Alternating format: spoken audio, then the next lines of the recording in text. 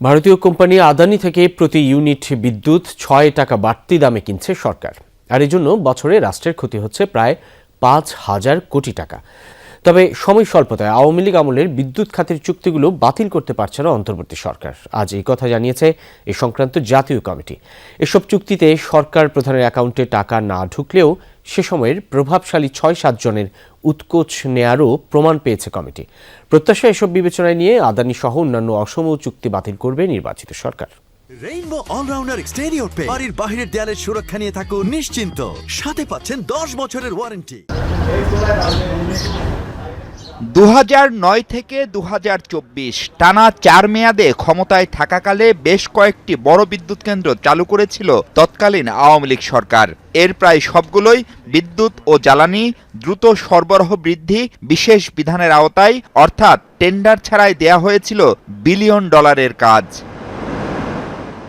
৫ August ২০২৪-এর পট পরিবর্তনের পর এসব চুক্তি পর্যালোচনা করতে হাইকোর্টের অবসরপ্রাপ্ত বিচারপতি মইনুল ইসলাম চৌধুরীকে প্রধান করে কমিটি করে সরকার। অন্তর্বর্তী সরকারের শেষ সময়ে এসে চূড়ান্ত প্রতিবেদন দিয়েছেন তারা।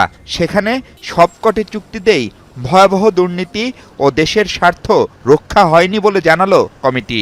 Under the Quick Announcement of Electricity and Energy Supply Special Provisions Act 2010, which was repealed in the month of November 2024. এর বাইরে যাওয়ার তো কোনো সুযোগ নাই।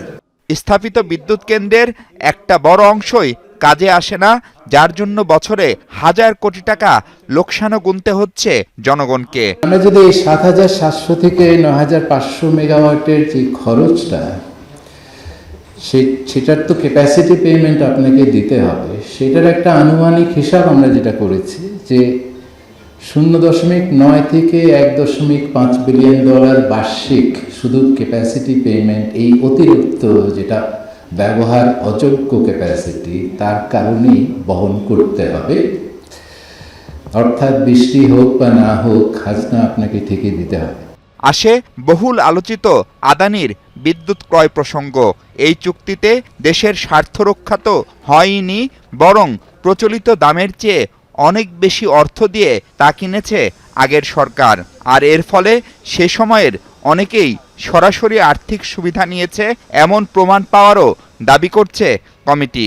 আমরা সব লোকের সব ট্রানজাকশন পাই না।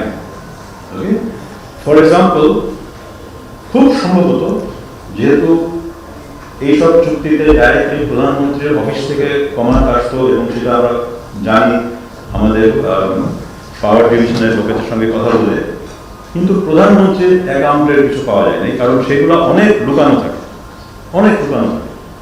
আমরা পেয়েছি যারা ডাইরেক্টলি চুক্তির সঙ্গে জড়িত ছিল, সই করেছে, এবং আপনার যদি অ্যামাউন্ট জানতে চান, আমার মনে হয়, আমার এক্স্যাক্টলি খেয়াল নাই, কয়েক মিলিয়ন ডলারের মতন লেনদেন হয়েছে, এবং যারা ওই ৭-৮ জন লোকের এখানে জড়িত ছিল, কিন্তু এর থেকে বেশি বলা উচিত না আমাদের।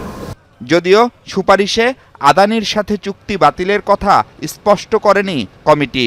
প্রশ্ন আসে, ইচ্ছাকৃত কালক্ষেপণ করে কি চুক্তি বাতিলের সম্ভাব্য ঝুঁকি পরবর্তী সরকারের কাছে ছেড়ে দেওয়া হলো?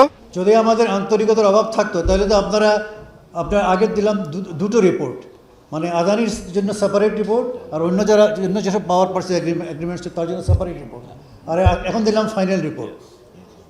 আপনি শুনেন, ইংরেজিতে একটা কথা আছে, একটা ম্যাক্সিম আছে, ইটস ইজিয়ার সেড দেন ডান। বলা সহজ, করা কঠিন। কাজ করে দেখান।